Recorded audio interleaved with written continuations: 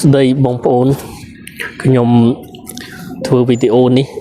ឆ្លើយសំណួររបស់មិត្តភ័ក្តិមួយដែលបានសួរពីរឿងគាត់បានបប្រតិបត្តិព្រហ្មចរិយាមួយរយៈបានមួយខែហើយគាត់ហូបប៊ីយ៉ាអស់មួយកំប៉ុង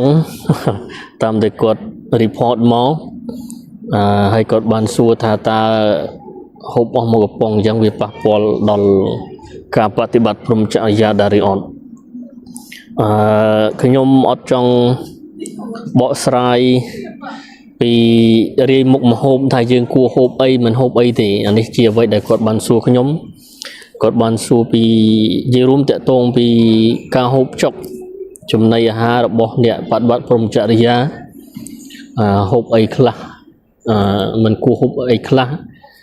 ហូបអីដែលនាំចម្រើនដល់ព្រហ្មចរិយាហើយហូបអីដែលអាចនាំឲ្យប៉ះពាល់ដល់ព្រហ្មចរិយាជាក់ស្ដែងជាទីហោដែលគាត់បានលើកឡើងពីថាគាត់ហូបវិជាអស់មួយកំប៉ុងហើយគាត់បប្រតិបត្តិព្រហ្មចរិយាបានមួយខែដែរអញ្ចឹងតើមានប៉ះពាល់អីដល់ព្រហ្មចរិយាអត់អ្វីដែលខ្ញុំចង់ចែករំលែកខ្ញុំដូចបញ្ជាក់ម្ដងទៀតអត់ចង់ខ្ញុំអត់ចូលចិត្តរីមុខហើយកំណត់ច្បាប់ឬក៏ទិសដៅឲ្យអ្នកដទៃដើរតាមក្នុងផ្លូវជីវិតទេប៉ុន្តែចម្លើយខ្ញុំសាមញ្ញខ្លីស្រួលចំទៅមិត្តភ័ក្តិវិញនោះគឺជាធម្មតាដោយអូតូម៉ាទិកកាលណាយើងបប្រតិបត្តិព្រហ្មចរិយាអ្នកដែលនៅក្នុងព្រហ្មចរិយាគាត់ដឹងខ្លួនគាត់ថាគាត់ហូបអីបានហើយហូបអីអត់បានមិនមែនដោយសារគាត់គិតឲ្យប្រឹងរៀបធ្វើតាមទេគឺរាងកាយរបស់គាត់នឹងដោយស្វ័យប្រវត្តិដោយធម្មជាតិវានឹង alert ប្រាប់ខ្ញុំនិយាយខ្លីគឺអ្នកដែលរស់នៅក្នុងធម៌ក្នុងព្រហ្មចរិយាគាត់ចេះស្ដាប់រាងកាយរបស់គាត់ហើយបងប្អូនស្ដាប់ពាក្យខ្ញុំមកស្រួលសំបីពាក្យថាស្ដាប់រាងកាយនឹងក៏អាចស្ដាប់រាងកាយរបស់យើងរាងកាយរបស់យើងមានសារមានសម្លេងហើយអាសារ alert ប្រាប់ផ្លូវជីវិតយើងរហូតវាមានបញ្ញាញាណមាន intelligence ដែលបើយើងចេះស្ដាប់យើងរស់បានសុខហើយការសម្រេចចិត្តរបស់យើងភាគច្រើនมันបកកទុកទោសដល់យើងទេប៉ុន្តែយើងច្រើនតែទម្លាប់រស់នៅក្នុងការគិតច្រើនពេកអញ្ចឹងជាការល្អយើងអាចរៀនស្ដាប់រាងកាយរបស់យើងនៅឲ្យស្ងៀមជាមួយនឹងរាងកាយរបស់យើងស្ងប់ស្ងាត់ជាមួយនឹងរាងកាយរបស់យើងនឹងចាប់តាមយល់ដឹងយ៉ាងស៊ីជម្រៅពីជីវិតរបស់យើងតាមរយៈការចេះនៅជាមួយនឹងរាងកាយរបស់យើងឧទាហរណ៍ជាក់ស្ដែងទៅរឿងការហូបចុកនឹងជាទម្លាប់របស់មនុស្សយើងធម្មតាក្នុងសង្គមសពថ្ងៃយើងច្រើនតែហូបតាមចំណង់ផងនិងហូបតាមរសជាតិយើងជាប់នឹងរសជាតិនៅអណ្ដាតឧទាហរណ៍ដូចជាខ្ញុំឃើញច្រើនណាស់ហាងកាហ្វេហាងភេសជ្ជៈនៅស្រុកខ្មែរជាពិសេសហាងដែលលក់ដល់24ម៉ោងដល់យប់សម្រាប់ក្មេងនិស្សិតធ្វើការឬក៏អ្នកធ្វើការដាច់យប់ភាគច្រើនភេសជ្ជៈដែលគាត់ផ្សំមកនោះគឺមានតែភាពស្អែកជាតិផ្អែមទេហើយអត់មាន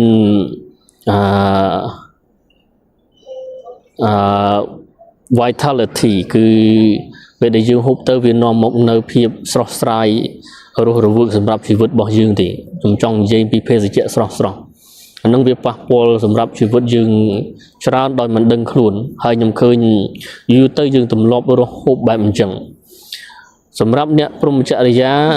សំណួរដែលសួរថាតើគួរហូបអីឬអត់ក៏បានគិតហើយសម្រេចចិត្តហូបទេខ្ញុំនិយាយពីការសម្រេចចិត្តចូលភោជនីយដ្ឋានការធ្វើម្ហូបការជ្រើសម្ហូបចំណីមុននឹងដាក់ចូលមាត់នឹងគឺដោយស្វ័យប្រវត្តិរាងកាយរបស់គាត់នឹងវាប្រាប់គាត់ដឹងហ្មងឧទាហរណ៍ម្ហូបដាក់នៅលើតុហ្នឹងគាត់ដឹងទាំងក្លិនទាំងមើលឃើញយើងស្គាល់ម្ហូបណាដែលហូបទៅមានសុខភាពល្អម្ហូបណាអត់សុខភាពល្អម្ហូបណាដែលដាក់ទៅរាងកាយរបស់យើងវាទទួលយកបានម្ហូបណាដាក់ទៅរាងកាយរបស់យើងវា reject ចេញវាច្រានចោលវាអត់ទទួលយកបាទអញ្ចឹងពេលណាដែលយើងទម្លាប់បប្រតិបត្តិព្រហ្មចរិយាយូរទៅគាត់នឹងដឹងចម្លើយដែលសួរថាគាត់ហូបវិយាមួយកំប៉ុងប៉ះពាល់ដល់ព្រហ្មចរិយាអត់យើងអាចដឹងទាំងអស់គ្នាវាថាមួយកំប៉ុងវាមិនអីទេប៉ុន្តែបើយើងអ្នកខ្ជាប់ខ្ជួនវាអត់ចាំបាច់អញ្ចឹងខ្ញុំយល់ពីស្ថានភាព บ่យើងអ្នកដែលនៅស្រុកយើងពេលខ្លះមានមិត្តភ័ក្តិមានអីគេហៅគេអីយើងចេះតែពិបាកបដិសេធប៉ុន្តែបើយើងដូចខ្ញុំអីមានណាគេហៅទេគេដឹងខ្ញុំហ្មងយើងខ្ញុំមកជីវិតខ្ញុំមិនដែលភ្លក់រឿងហ្នឹងហើយគេស្គាល់យើងយូរទៅគេអត់ប៉ុន្តែសម្រាប់មិត្តភ័ក្តិរបស់យើងយល់គេហៅយើងបបបើសិនយើងក៏អាចហូបអញ្ចឹងទៅប៉ុន្តែបើយើងទម្លាប់នៅក្នុងព្រំចរិយាយូរក្រៅពីរឿងការហៅយូរម្ដងមកកំប៉ុងអីហ្នឹងដោយស្វ័យប្រវត្តិគ្រឿងស្រវឹងគ្រឿងផ្អែមកុំថាឡើយគ្រឿងស្រវឹងនិងគ្រឿងផ្អែមសំបីតែសាច់ក៏យើងភិកច្រើនកាត់បន្ថយច្រើនយើងមិនអត់ហូបសោះទេដូចខ្ញុំមិនហូបសោះទេខ្ញុំនៅសល់សាច់មន់ភិកច្រើនត្រី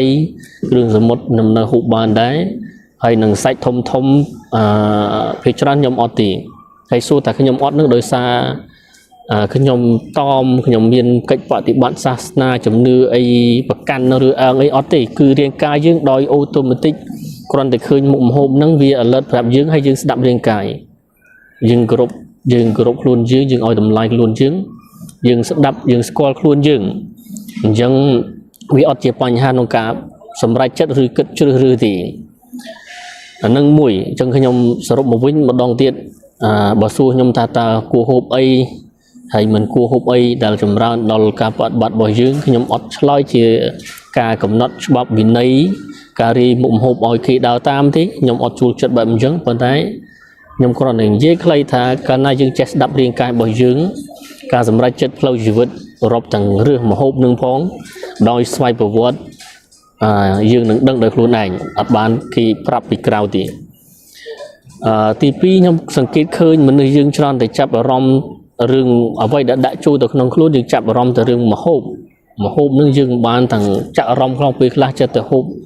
តាមគ្នារហូតបង្កើតជាជំងឺអីចឹងមកដូចនៅស្រុកយើងដឹងប៉ុន្តែរឿងធំមួយទៀតមានប្រភពពីរទៀតដែលចូលមកក្នុងរាងកាយរបស់យើងហើយយើងអត់បានប្រយ័ត្នបើខ្ញុំថាប្រយ័ត្នអត់ត្រូវផងខ្ញុំ alert រាងកាយរបស់ខ្ញុំប្រាប់ថាម្ហូបណាហូបបានម្ហូបណាអត់ហូបបានភេសជ្ជៈណាហូបបានភេសជ្ជៈណាអត់ហូបបានដោយស្វ័យប្រវត្តិខ្ញុំស្ដាប់តាមវាហើយខ្ញុំរស់តែអញ្ចឹងវានាំឲ្យសុខភាពខ្ញុំមានសុខភាពល្អខុសពីគេបើថាគេមើលមកឧទាហរណ៍កាហ្វេខ្ញុំអត់ហូបស្រាខ្ញុំអត់ហូបសាច់ពេកច្រើនខ្ញុំអត់ហូបទាំងអស់ហ្នឹងមិនមែនជាវិន័យឬក៏រឿងដែលគេសង្កត់ពីក្រៅជាប្រពៃណីពុទ្ធសាសនាឬក៏បែបបត់អីទេតែរាងកាយខ្ញុំវាទទួលយកបានមនុស្សខុសពីមនុស្សទូទៅខ្ញុំដឹងភាគច្រើនទី2រឿងប្រភពពីរដែលចូលមកក្នុងខ្លួនយើងហើយយើងអត់ប្រយ័ត្នដែរមួយនោះគឺពន្លឺព្រះអាទិត្យធម្មជាតិចំហាយដើមឈើចំហាយពីវាលស្មៅចំហាយពីដីចំហាយពីទឹកទន្លេពីសមុទ្រយើងដែលស្រូបវាអត់យើងដែលចេះស្រូបវាចូលក្នុងខ្លួនអត់ដោយស្មារតីដឹងខ្លួនខ្ញុំដឹងបងប្អូនពេលខ្លះទៅស្រូបខ្យល់ត្រជាក់ខ្យល់ស្រស់ស្រាយតាមមាត់ទន្លេអីខ្ញុំដឹងអានឹងប៉ុន្តែពេលខ្លះទោះបីអត់ដឹងខ្លួនក៏ដោយពីរាងកាយយើងទៅ expose ទៅប្រឈមទៅសម្ដិលទៅហាលប៉ះជាមួយនឹងបរិស្ថានទាំងអស់នោះប្រកបណាស់វានឹងជួយនាំមកនៅភាពស្រស់ស្រាយស្រឡះនិងធូរស្បើយនៅក្នុងខ្លួននិងសុខភាពនៅក្នុងខ្លួនប៉ុន្តែចង់ឲ្យវាបានផលជាអតិបរមានោះគឺបងប្អូនស្រូបវាដោយស្មារតីដឹងខ្លួនជាពិសេសគឺពន្លឺព្រះអាទិត្យអ្នកនៅក្នុងព្រមចរិយាដោយស្វ័យប្រវត្តិពេលដែលជាពិសេសចាប់ពី2ខែទៅ3ខែទៅរាងកាយគាត់ឲ្យទៅប៉ះពន្លឺព្រះអាទិត្យវាស្រូបឲ្យគាត់ភាគច្រើនបំផុតគឺគាត់មានអារម្មណ៍រលាយរវាងស្បែករបស់គាត់រវាងសាច់របស់គាត់រវាងឆ្អឹងរបស់គាត់រវាងខ្លួនរបស់គាត់នឹងរលាយកប់ជាមួយនឹងពន្លឺព្រះអាទិត្យនឹងតែម្ដងគឺមានន័យថាប្រព័ន្ធរាងកាយយើងក្រៅពីវាស្រូបចំណីតាមមាត់ដើម្បីចូលមកបំផ្លែងជាធម្មពលហើយផ្សព្វផ្សាយធម្មពលឲ្យជ្រួតជ្រាបនៅក្នុងរាងកាយរបស់យើងនោះទន្ទឹមនឹងក៏វាមានវិធីស្រូបតាមរយៈប្រព័ន្ធស្បែករបស់យើងនឹងដែរប្រព័ន្ធដង្ហើមប្រព័ន្ធស្បែករបស់យើងដែរទាំងអស់នោះវាធ្វើ metabolism បំផ្លាស់ប្ដូរធម្មពលនៅក្នុងរាងកាយដើម្បីឲ្យជីវិតយើងលូតលាស់ហើយមានធម្មពលហើយយកធម្មពលនឹងមកធ្វើអីមួយនៅក្នុងជីវិតសរុបឲ្យខ្លីខ្ញុំចង់និយាយថាអ្នកនៅក្នុងព្រហ្មចរិយាដោយស្វ័យប្រវត្តិក្រៅពីគាត់ហូបអាហារបែបជាចំណីអាហារដែលចូលក្នុងពោះតាមមាត់នឹងទន្ទឹមនឹងគាត់ចេះស្រូបធម្មពលពីធម្មជាតិ អ្នកដែលនៅយូរជាពិសេសពី2ខែអីឡើងទៅគាត់ដឹងដោយស្វ័យប្រវត្តិគឺគាត់អត់ពន្លឺថ្ងៃអត់បានទេបាទដូចខ្ញុំទៅរុស្ស៊ីមករយៈខ្ញុំដូចអត់មានពន្លឺថ្ងៃមិនទៅតិចរហូតខ្ញុំពិបាកនៅខ្ញុំចង់ត្រឡប់មកខ្មែរយើងនេះវិញគ្រាន់តែបានប៉ះថ្ងៃដំបូងនោះដូចខ្ញុំរស់សាថ្មីអញ្ចឹងដោយស្វ័យប្រវត្តិគាត់នឹងដឹងហ្មងគឺស្បែករបស់គាត់សាច់របស់គាត់ឈាមរបស់គាត់ប៉ះពន្លឺអូតូម៉ាទិកពន្លឺនោះគឺក្នុងស្បែករបស់គាត់ feel គាត់ប៉ះផ្ទាល់មិនមែនគិតទេពន្លឺនៅក្នុងស្បែករបស់គាត់ថ្ងៃនៅក្នុងស្បែករបស់គាត់ខ្លួនគាត់នឹងគឺជាពន្លឺតែម្ដងគាត់ feel គាត់ពលត្រូវគាត់មើលឃើញដោយអារម្មណ៍របស់ខ្លួនគាត់នេះជាអាហារទី2សម្រាប់ព្រហ្មចារីអ្នកបដិបត្តិក្នុងព្រហ្មចរិយាទី3គឺគំនិតព័ត៌មានដែលយើងមើលទូរស័ព្ទចូលរាល់ថ្ងៃនៅក្នុងខ្លួនយើងរាល់ថ្ងៃយើងអត់ចាប់អារម្មណ៍ទេថាយើងវាច្រកចូលរហូតដល់រាករុះជាទិន្នន័យនៅក្នុងចិត្តក្នុងខួរក្បាលយើងរហូតដល់បង្កើតជា stress ជា depression ជាបញ្ហាច្រើនដែលយើងអត់ដែលចាប់អារម្មណ៍ហើយយើងជីវិតយើងចេះតែធ្ងន់ទៅមួយថ្ងៃជាពិសេស2026នេះបើកផ្នែកឡើងមិនដឹងជាព័ត៌មានអីខ្លះចូលក្នុងខ្លួនយើងអត់ដឹងថារាងកាយយើងស្រូបវាចូលទៅក្នុងចិត្តគំនិតអីវាបំផ្លែងទៅជាភាពតានតឹងនៅក្នុងខ្លួនក្នុងសរសៃបង្កើតជាជំងឺមកទិន្នន័យក្នុងទូរស័ព្ទហ្នឹងវាចូលក្នុងខ្លួនក្នុងចិត្តគំនិតយើងឲ្យមកទុកមកកក់ស្ទះនៅក្នុងរាងកាយយើងជាជំងឺអ្នកដែលបដិបត្តិក្នុងព្រហ្មចរិយាអ្នកដែលបដិបត្តិ meditation ក្នុងយោគៈគេស្ទាបគេ feel ប៉ះនៅក្នុងរាងកាយគេដឹងរឿងទាំងអស់នឹងដោយបបពិសោធន៍ផ្ទាល់មិនមែនជាស្ទើរស្ដីហើយមិនមែនដឹងតាមរបៀបគិតតាមមេរៀនទេតែបបពិសោធន៍ផ្ទាល់ហើយគេចែករំលែកឲ្យយើងមានស្មារតីដឹងខ្លួនថាអាហារមួយទៀតដែលយើងដាក់ចូលទៅក្នុងខ្លួនយើងនោះគឺទិន្នន័យតាមអេក្រង់ទូរស័ព្ទនិងកុំព្យូទ័ររាល់ថ្ងៃដើម្បីដោះស្រាយរឿងនឹងហើយកែប្រែជីវិតយើងឲ្យមានភាពល្អប្រសើរស្រស់ថ្លារស់រវើកស្រស់ស្រាយជាងមុនរឿងដ៏សាមញ្ញមួយដែលបងប្អូនអាចធ្វើបាននោះគឺគ្រាន់តែភ្ញាក់ពីដេកព្រឹកឡើងខ្ញុំចង់សួរថាស្អីដែលជាគំនិតទី1ដែលញាក់មកស្រាប់ដឹងខ្លួនហើយគំនិតទី1ដែលធ្លាក់មកក្នុងខួរក្បាលយើងគិតរឿងអីគេមុនគេខ្ញុំអត់និយាយពីរឿងគំនិតមួយព្រឹកដែលយើងគិតទេប៉ុន្តែទី1ស្អីដែលផុសចេញពីក្នុងខួរក្បាលពីក្នុងចិត្តគំនិតរបស់យើងមុនគេជាគំនិតអីចាប់អារម្មណ៍រឿងតែប៉ុណ្្នឹងបើវាជាគំនិតអវិជ្ជមានគំនិតខ្វះខាតគំនិតដឹងថ្ងៃនឹងរកអីគំនិតថ្ងៃនឹងត្រូវការចង់បានមិនចេះចប់ទេវានៅតែធ្វើឲ្យយើងខ្វះនៅធ្វើឲ្យយើងក្រនៅតែធ្វើឲ្យយើងរស់ទាំងធ្ងន់មានទម្ងន់នៅក្នុងជីវិតនឹងរហូតអត់ដែលមានសេរីភាពទេប៉ុន្តែគ្រាន់តែភ្ញាក់ព្រឹកឡើងហើយយើងចាប់អារម្មណ៍គំនិតទី1ដែលធ្លាក់ដែលផុសចេញពីក្នុងខួរក្បាលយើងពីក្នុងគំនិតរបស់យើងហើយបើវាអវិជ្ជមានយើងរៀនមកកែប្រែវារៀនមកផ្លាស់ប្ដូរគំនិតទី1ដែលមាននៅក្នុងថ្ងៃដំបូងរបស់យើងដោយស្វ័យប្រវត្តិក្នុងមួយថ្ងៃហ្នឹងយើងនឹងរស់នៅដោយមានធម្មភាពជាងមុនភ្លឺថ្លាជាងមុនមានគោលបំណងភាពច្បាស់លាស់ជាងមុនមានកម្លាំងមានឆន្ទៈរស់ហើយមានគោលដៅច្បាស់លាស់ជាងមុនតែរឿង3ហ្នឹងដែលបងប្អូនចាប់អារម្មណ៍នៅក្នុងខ្លួនឯងហើយយើងនឹងអាចកែប្រែជីវិតរបស់យើងដោយងាយស្រួលដោយសាមញ្ញឆ្លងចេញពីបទពិសោធន៍ជាក់ស្ដែងនេះជាអ្វីដែលខ្ញុំចង់ចែករំលែក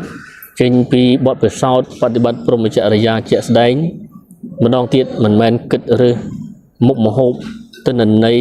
ឬក៏ធម្មពលអីខ្លះដាក់ចូលក្នុងខ្លួននេះប៉ុន្តែគ្រាន់តែនៅក្នុងព្រហ្មចរិយាឲ្យយូរហើយមានស្មារតីនៅក្នុងរាងកាយចេះស្ដាប់រាងកាយវានឹងនាំផ្លូវជីវិតយើងរាងកាយជាត្រីវិស័យមានបញ្ញាញាណក្នុងការដឹកនាំជីវិតរបស់យើងនិងរក្សាសន្តិសុខ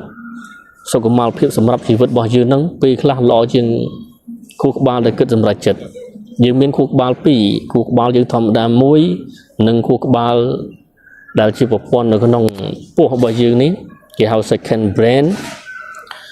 ដែលនិយាយខ្លីគឺប្រព័ន្ធប្រសាទទាំងមូលដែលយើងផ្លិចច្រើនតែទុកចោលកប់ចំមិនបានយកមកប្រើសម័យនេះទន្ទឹមនឹងមនុស្សកំពុងតែរុះរាក